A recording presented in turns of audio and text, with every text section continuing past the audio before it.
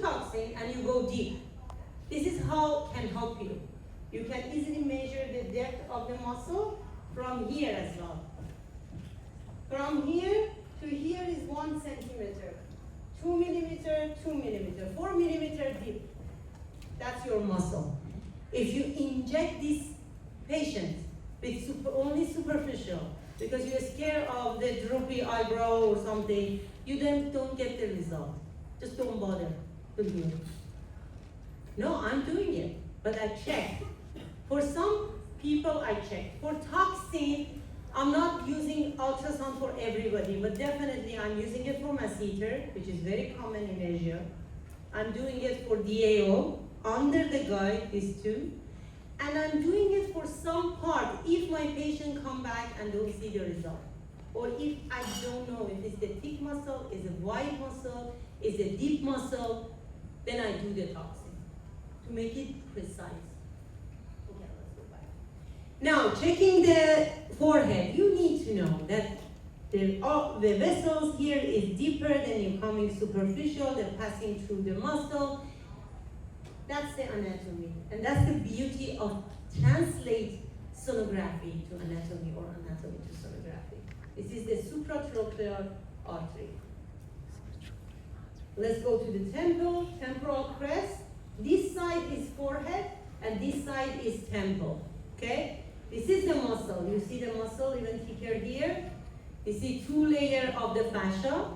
That muscle is like a sleeping bag. Okay, between these two.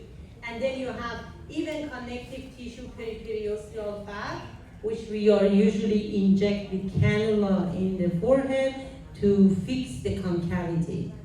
And then you have the bone here, subcutaneous, and then it reaches to the temple, the layers, some of them align, some of them change, and this is how it goes to lower temple, which is like that.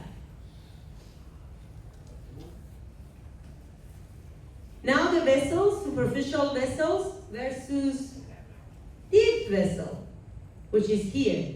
This is the bone, this is the temporalis muscle, this is the deep fat, deep lamina of deep fat, superficial lamina of deep fat, intermediate fat pad in between, interfascial plane, superficial fascia, subcutaneous and skin.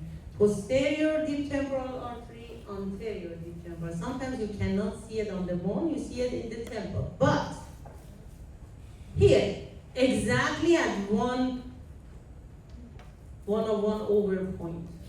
Okay? Even you see something in the bone here, before I play the video, this is the foramen. But it's not just because one picture I'm seeing is a foramen. No, because I'm scanning in different view and I'm seeing it so many times. That's the foramen. It's not artifact. This is how it works. Anterior deep temporal artery, exactly passing through the swift point, give the branch of zygomaticotemporal and going inside the orbit. What does that mean? It means that external carotid, internal carotid. If you're lucky enough, you get only ischemia or necrosis. Otherwise, you get the blindness because it's going to the ophthalmic artery. I save myself with the scan, I save my patient and my practice. Even if you have very well known, good reputation, doctor,